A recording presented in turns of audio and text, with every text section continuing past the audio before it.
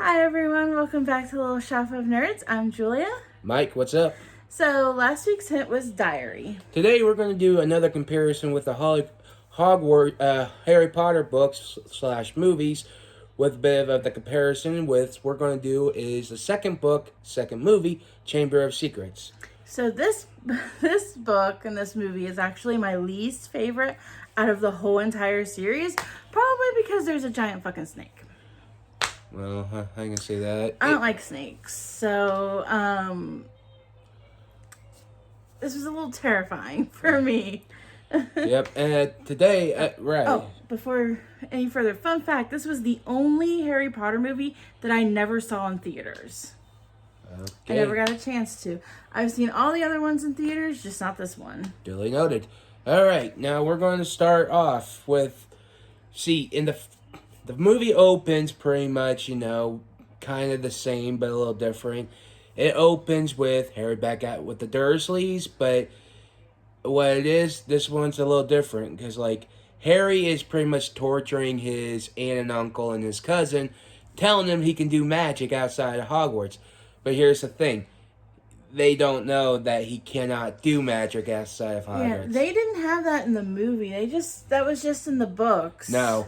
And in even the first book where Harry said, I'm thinking I'm going to have fun with Dudley and stuff because of he can do magic. But Hermione says, you can't do magic outside of Hogwarts.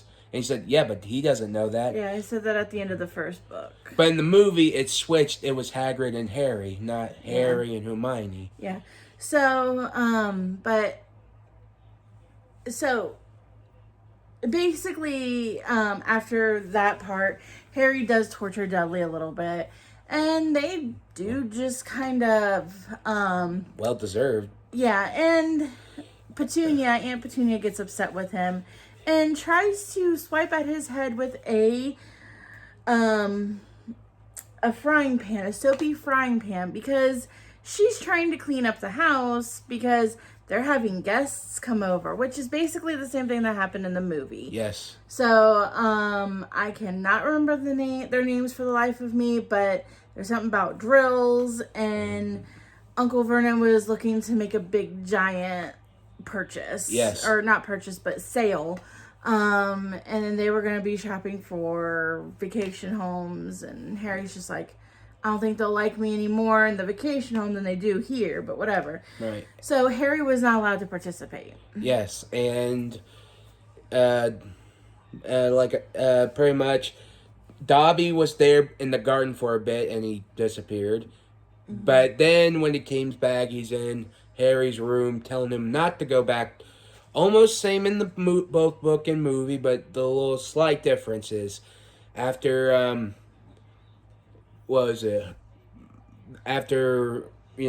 they both went downstairs. Harry's trying to stop Dobby. He's using magic to move the cake towards the guests and drops it. But here's the thing that's different from the book. An owl comes, and it was from the Ministry of Magic, telling him he had a warning not to do magic because... Yeah, well, in the movie, they dropped the cake on the woman that was there visiting, but in the book, it was on Harry, and it exploded all over the kitchen. Well, yes. Okay. And then the owl came in and dropped the letter on on the wife's head, and she freaked out because she doesn't like birds. Yes. And Harry opened, like I said, it tells him he can't be using magic outside of Hogwarts. Told him it was his warning, but this was Dobby's fault. Thanks, Dobby. But besides that, Vernon and everyone finds out, and we get to the part where he locks him up in his room. They explain more that they made his door like a prison door with the little tray chute, and they put bars on the windows, and they were only giving him, I think, a can of soup a day. And Harry was drinking half of it and then giving the rest of it to Hedwig because he couldn't let Hedwig out. So, after a few weeks, actually, it probably wasn't even a few weeks, probably like a week or so, the Weasley twins with Ron show up at Harry's house in their flying car. And they break Harry out Yeah. because they hadn't been hearing back from Harry because people were mailing him, like they were sending him letters, and Dobby was stopping his letters. So they were getting worried, and Ron was like, well, my parents were talking about coming and getting you anyways if you hadn't answered us by Friday, but we came and got you anyways. Yeah, and it did, and it worked. And this is around his birthday when they got him. Now, here's the thing. When they get to the burrow, in the book, it describes more what it is. Well, no, because that dinner party happened on Harry's birthday. Well, either way. Yeah. Either way. Because, like, in the movie, it shows the house, the burrow, but it doesn't show the yard, everything in. They're like, how it says it's got, gnomes in the garden. Yeah. And it was a golem. Chickens. There were some chickens. A golem in the attic. A golem in the attic, yeah, above Ron's room. See, Harry absolutely loved this house. I would love it too. I would too, yeah. And so so they arrive, and Mrs. Weasley knew that they had taken the car, so she's rightfully, pissed. She just... Yeah, and... Basically, everything that you saw happen in the movie pretty much happened in the book. And pretty much, Mrs. Weasley is really described in the both book and movie. She is plump, she's older, and red hair, so, and the actress who plays her really good. So I give her... Now, when it gets to Arthur, it's not much like it. He's like, what, they say he was kind of balding. Had glasses, but the actor that they got to play Mr. Weasley was not balding and did not wear glasses. But he did capture his enthusiastic for muggles. So. Yeah, Mr. Weasley loves everything about muggles, basically. So pretty much, at least they got the characteristic, right? Yeah. But like I said, we still got more with... See, this is where, Percy's, not head boy yet? Percy is... Still prefect, pretty much. I think he is still a prefect. Yeah. Yeah, because I think Percy would have been in his 6th year. So he wouldn't have been head boy yet. I don't think he becomes head boy until Prisoner of Azkaban. Yeah, so pretty much, like I was saying, everything, then, Mrs. Weasley pretty much is mad at them and pretty much tells him to go clean up the gnomes in the garden, and Harry wanted to help, but he's like, nah, but he wants to help. I don't blame him. And he does, he helps. Pretty much, gnome bit him, and he pretty much, in the movie, this is different. In the book, it says he's there for almost the whole summer. In the book, it was, a day, and... It seems like it, yeah. Half a day, and they went to go get their school supplies. Yeah, so, he was there for, the rest of August, and they had, they went to Diagon Alley, and they went by Floo Powder. And this is where they got the Emerald Flame going, but they didn't describe what it was like going through the Flute network, so pretty much... Yeah, Harry he did not pronounce Diagon Alley correctly, which, if you look at it, it's just diagonally. Yep. And then they just... Yeah. He just disappeared. And he ended up into Nocturne Alley. Yeah. And ran into Malfoy. So everything that you saw in the movies basically happened in the book. Yeah, and pretty much... But here's the thing, one thing about the Floo Powder they did not explain in the movie, you have to pronounce your destination properly, which they did not do in the movie. So, if you were wondering what he's like, what did he say? Diagonally. I was like, they're like, Yeah.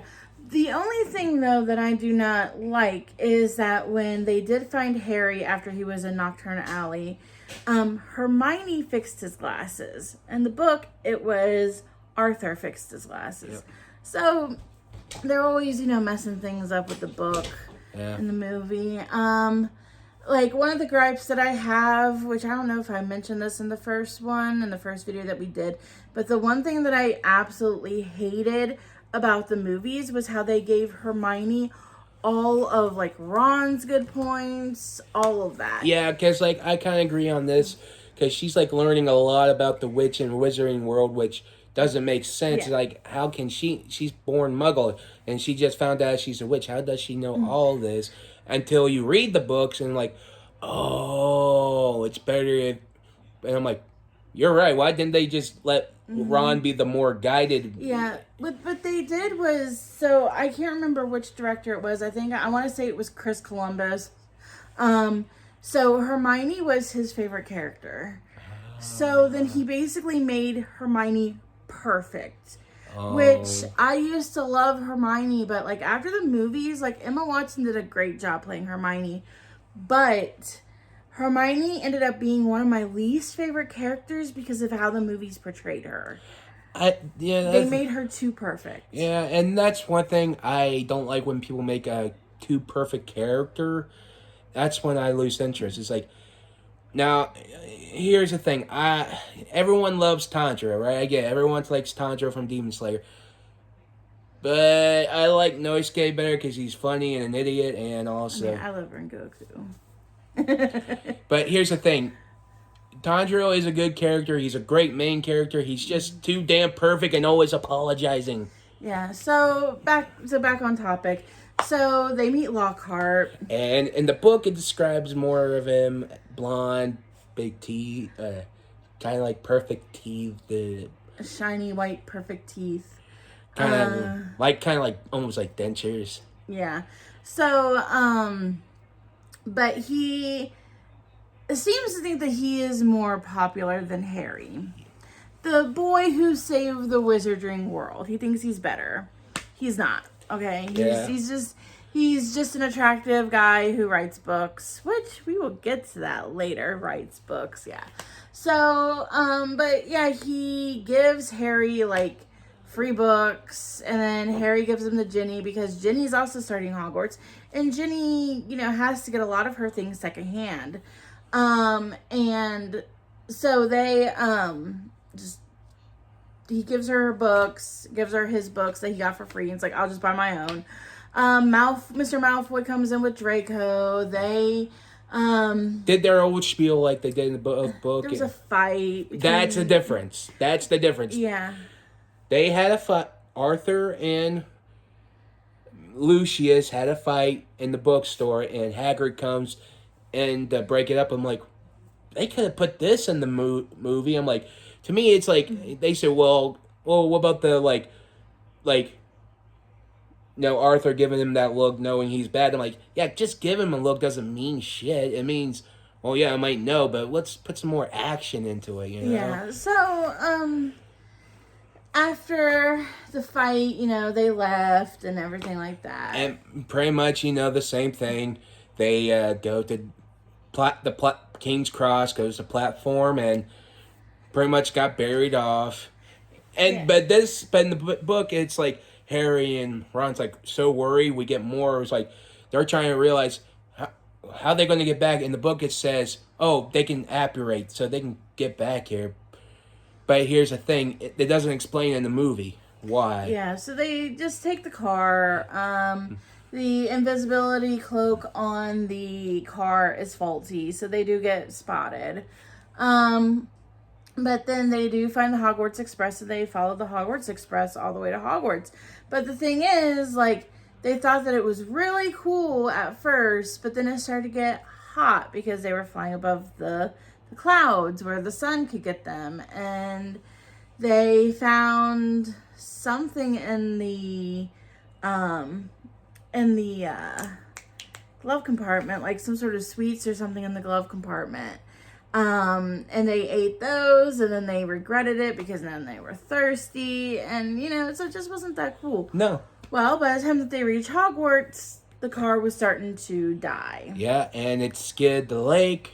That's in the book. It doesn't say that in the movie. You see in the movie, but it does reference. They both book and movie. They went to the Whomping Willow, and again. Basically, everything you saw in the movie happened in the book, with the Whomping Willow beating the shit out of the car. And they get thrown out of the car, and they go to the castle. Get caught by Snape. Oh no, it was.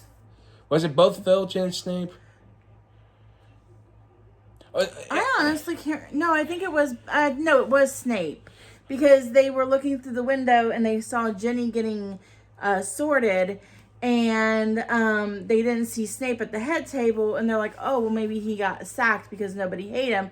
And then he goes, "Or maybe he's just waiting to see why you two didn't arrive with everybody else." Yeah, and he did. But I do know in the movie it was Filch. Yeah, Filch caught them. But either way, he was going to right out trying to get him expelled, but Dumbledore and McGonagall stepped in. And they got detention and house points taken away. Before the term had even started. Oh, and they had to write, they wrote letters to their guardians. Harry was like, well, the Dursleys aren't going to care. No. Because they would have just wished that the Whomping Willow had beaten him to death. Yeah. But the next morning, Ron gets a howler. Which I did see something that, Ron should have been proud to get that howler. Because how many 12-year-olds fly a car to... Well, he wasn't 12 yet. Oh. No, he was around 12. Yeah. Oh, yeah, because his birthday is in February, so he would have been 12, yeah. I mean, how many 12-year-olds fly their car to Hogwarts? Yep. Yeah. And... Yep, and in the book... Didn't see Malfoy doing that. No. But in the second book, we see more of Harry dodging. See, in the book, we get more on Colin. Colin Creevey. Okay, I absolutely adore Colin Creevey, okay? I love that boy so much. But like I said, we get more on him trying to get pictures of Harry. He's learning about how to make magical photographs. We learn about his family. And turns out he's Muggle born. So pretty much, and then we get most of the parts where Harry's trying to dodge Lockhart. Lockhart's going to different classes, giving his expertise.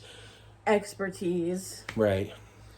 And then we get to when Quidditch starts, and finds out that Malfoy, just like in the book, Malfoy bought his way onto the team.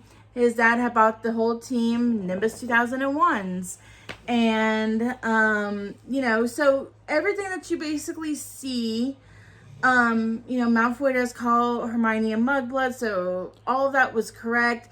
Ron did try to use his wand, and it backfired on him and made him throw up slugs. But here's the difference here.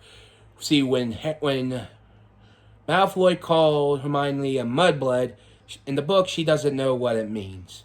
And that's when Ron told her what it meant. But in the movie, Hermione already knows. In which I'm like, This is one of the things that, like, this is one of the instances that I really hate, how they just had Hermione just automatically know anything. Because in the book, she's just like really confused. She's just like, he called me a mudblood and I don't even know what that means. And Hagrid's like, he didn't.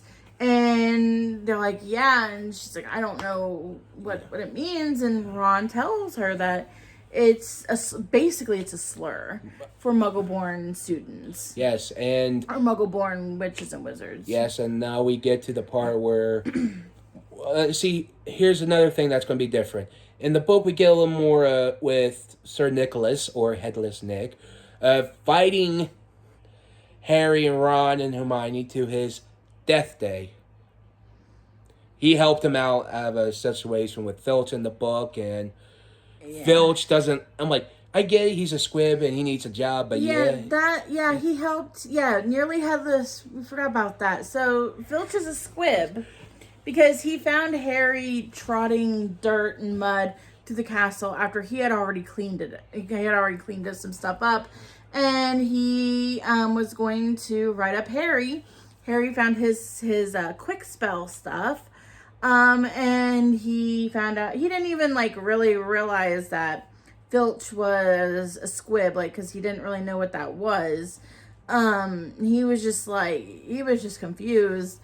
But Nearly Headless Nick managed to get Peeves to drop a very valuable vanishing cabinet. He had to go out, or Filch had to go get him. He comes back, sees that his belongings have been messed with, and Harry was able to leave without getting detention. But Nearly Headless Nick was like, well, you can come to my death day party Yeah, and on Halloween. I can understand why they couldn't put it in the movie, but it would be kind of cool to see. It would be, yeah. Maybe, but here's the little thing they different. I guess ghosts eat rotten food. Mm-hmm. They described the cake as rotten food. Yeah, well, they couldn't really, they said that they think that they could maybe taste it if it was rotten, but I'm not sure. But there was nothing for them to eat, so they were going to go and eat. But then Harry started hearing voices in his head. Oh, but before that, they met Moaning Myrtle at the death day party. In the movie, we see her in the bathroom, and Hermione says who she was, but in the book, we meet her at the death day party, which is that's kind of a waste. Mm-hmm.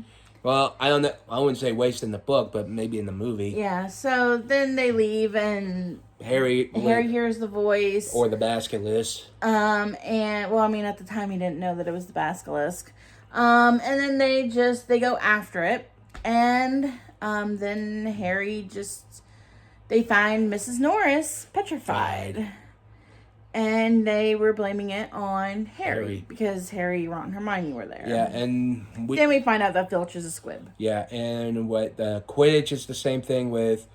Well, before that, they got the dueling, and same thing in both book and before the dueling, it was the Quidditch match. Mm-hmm. Same thing with. Yeah, that was in the third one. Harry does catch the snitch. It was hanging right there by Malfoy's head, and because the rogue blunder was going after him, and it hit Harry's shoulder, broke his arm, and then he saw the snitch. He dived for it. Malfoy freaked out. Then Malfoy got in trouble because he didn't see the snitch right there beside his head. Yep, and pretty much you get the point. Harry had his bones removed by Lockhart and regrow them. Yeah, but what explains he was losing more bones in the book, but in the movie it was just in his arm. But it was his whole arm that was deboned. Right. Well, in the book it describes it would be more painful because of the drink he had to drink. Oh yeah, but they didn't really say that in the movie. Yeah, but either way, you get the same reaction when Dobby's in the hospital with him, and they bring in Colin Creevey. Colin Creevey was sneaking up to see Harry, and then he was petrified. Yes, and we get more of, like I said, kind of in the book. It's more about going through school, trying to go through stuff. Kind of in the movie, but a little faster, more faster pacing, I know when it gets to we get up to Christmas time, almost everybody had left. And they were trying to figure out if Malfoy was the heir of Slytherin. Yep. But it turns out he was not the heir of Slytherin. So the Polyjuice Potion thing was the same. But this is different because in the book they describe how they had to get the stuff, but they do know they had to steal it from Snape's cat. They had to steal some from Snape, yeah. But besides that, but it pretty much with the same thing with the Polyjuice. Now I can kind of understand why they did this in the movies, but I didn't like it. So when Harry and Ron transformed into Crabbe and Goyle, they kept their voices. And that's probably just so we can tell them apart. But in the book, obviously, it said that they sounded like Crabbe and Goyle. But it was kind of dumb. Yeah, because, I kind of get why they did it. Because they did do something similar in Goblet of Fire, which we will talk about that later.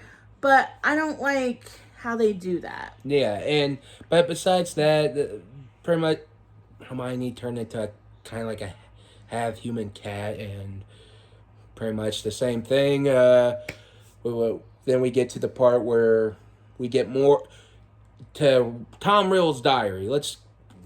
We have a part where Justin Finch-Fletchy and Nearly Headless Nick are petrified because there was a thing with the dueling club where Malfoy had summoned a snake. Harry used Parcel Tongue, trying to get it to back down, and everybody now thought that he was the heir of Slytherin. Yeah, people keep blaming him for stuff, but that was more in the book than in the movie. But when we get to the Tom Riddle's diary in the book, Dumbledore isn't headmaster yet. He's still a professor, and we have a scene in the book with the original the headmaster before Dumbledore. I forget his name. Dippet. Dibbit. Well, either way, we see a part where it's kind of same with we show a young Hagrid with him and Aragog and trying to blame him being the one who opened the Chamber of Secrets, which we know it was Tom freaking Riddle. Anyways, that's where Ron. Yeah, so That's the slight difference. they found out they were like, oh, Hagrid was the one that opened the Chamber of Secrets. Well, while they were doing something, Forgot it. they were doing something, but Ginny had gone into, well, somebody, it was Ginny, had gone into the boys' dormitory and just tore it apart looking for the diary because she saw Harry with the diary at Valentine's Day. And she freaked out because she sent Harry a love goblin or Cupid or whatever the fuck they're called. And I'm not even gonna the little Valentine that she did for him It was a little sweet. was fucking dumb. It was dumb, but come on, she's a kid. She's 11. I know she's 11. She's a kid, and she has a crush. It's dumb, but a little sweet. Come on, you can't blame the kid. Yeah, so she sees that he has it. They rip his room apart, or she did. She snuck in there when nobody else was in there, ripped it apart to find the diary, because she did try to flush it down the toilet. Yep. And then eventually, Harry said something, and Hermione just was like, oh, I think I figured it out. So she ran up to the library. Harry and everybody else goes out to the Quidditch because there's a Quidditch match. McGonagall cancels Quidditch because there was another attack. And this time it was another double attack. And it was Penelope Clearwater, which was a Ravenclaw prefect, and Hermione. Yes, and what was her name? Penelope. Is that the? That was Yes. George's crush. No. Not George. Freaking Percy. Yeah, well, I mean, we'll get to that. Anyway, so Percy's upset because this is the girl he's dating. Which we didn't know that yet, Mike. Thanks a lot. People who read the books and well, no. But they didn't. Yeah, but she wasn't in the movies. So either way, they find out they go to visit Hermione at one point, and they find out that they see this crumpled up piece of paper in her hand with one word that says pipes, and it's talking about a basilisk. That's how the basilisk is getting around. Yeah. Hermione figured out that it was a basilisk, ran into Penelope. They used Penelope's mirror to look around corners, and that's how they were petrified. yes. Okay. Here's another thing. In the book, they go to Hagrid's house and he gets arrested. Only he does, not Professor Dumbledore. But in the book, both of him and Dumbledore gets arrested. But here's the thing: after they eavesdropped and stuff, they were supposed to follow the spiders. Not yet. In biology class, we see in the book they saw the spiders and they were heading towards the dark forest. Yeah, because Ernie Macmillan, he was convinced that Harry was the heir of Slytherin after what happened with Justin. And at this point, he's like, hey, I know that you're not the heir of Slytherin because I know that you would never hurt Hermione Granger because I know that you're good friends with her. Yes. Now here's where we get to another thing. In the forest, they do talk to Aragog, but here's the difference. They don't go just up to him. In the movie, they just go up to him. In the book, his children capture him up in webs, drag them, then they talk. But then we get to the part where, they get the same information. but in the book, it's a little longer. He's saying how Hagrid helped him, took care of him, fed him, helped him find his wife, and that's in the book, never in the movie. But in the movie, it was straight to the point who the creature in the... Yeah, they did run into the car, though, at one point before they ran into Aragog. The car did come and save them and took them back to... And turns out, after they get out, the car goes back in and became a wild car. And legend is, the car is still running the Forbidden Forest to this day. Yes. But besides that, that's the slight difference. I remember seeing something about the car coming back in the 7th book and running over Voldemort. Okay, that's funny. That would have been funny, like that. And then, like, Harry names his kid Ford, names him after the car, Ford Angela Potter. You were named after the car that saved us, or something like that. No, but besides that would have been funny. But besides that, we get to the part where, I think a little farther on, we get to the part where they have to go rescue Ginny. Yeah. So it's now to the point where we know how everybody was petrified. Colin was petrified because he saw the basilisk through his camera. Justin saw him through Nearly Headless Nick. Nearly Headless Nick had gotten the full blast of it, but he can't die yet. Or can't die again, I should say. And then Justin was petrified. Then Penelope and Hermione used a camera. And then they're like, well, what about Mrs. Norris? Well, the hall was flooded on that day. And so she saw the reflection. And pretty much, you know, they told Lockhart to go get him. And he pretty much cowering out. And he was pretty much... He was about to take off. Yeah, and Ron and Harry threaten him. They go to the chamber, and pretty much the same thing. Lockhart uses Ron's wand and uses a disillusion charm, and he can't remember anything. It wasn't a disillusionment charm, it was a memory charm. Memory charm. Well, either way, you get the point. Yeah. And the fight is the same thing, and Harry almost dies, but Fawkes came and healed him. And this is where we get to the difference. Why Lockhart was there at Hogwarts. In the movie, we don't get a lot of it. They didn't really explain it in the books either. It just said Dumbledore knew someone who did this kind of work, and... Yeah, so Lockhart was stealing people's books, was stealing people's memories, and then he was writing books and putting him in it. So, basically, one of the people that he had memory charmed was a friend of Dumbledore's. Yep. So, Dumbledore knew that Lockhart was lying when that story came out. So, Lockhart was also the only one that was willing to take the job as Defense Against the Dark Arts teacher. Yes, and... even though he sucked at it. Yes. Then, here's a little thing difference. Mr. and Mrs. Weasley came to Hogwarts to check on Ginny, and Ron I wouldn't say scold her, just told her, what did I say about trusting magical books? Which I get the point. Yeah. And then we get the point where Harry puts the sock in the diary, gives it to Malfoy, and gives it to Dobby, and pretty much it... Yeah, and then they are all of the end of term exams were canceled, and then they basically ended with them getting back on the train. Ginny then revealing that Percy had a girlfriend, and that was it. Oh, then Harry gave Ron and Hermione his phone number, which that comes into play in the next book. All right. Like I said, we had to... Yeah, sorry, we had to speed through this a little bit. All right. Like and subscribe in the comments. If you got a movie or a book you want us to read, if we have time, we'll get through it. I might do a comparison on The Running Man, because since they're making a remake and I read the book, and I might... if I do, I'll do a quick short.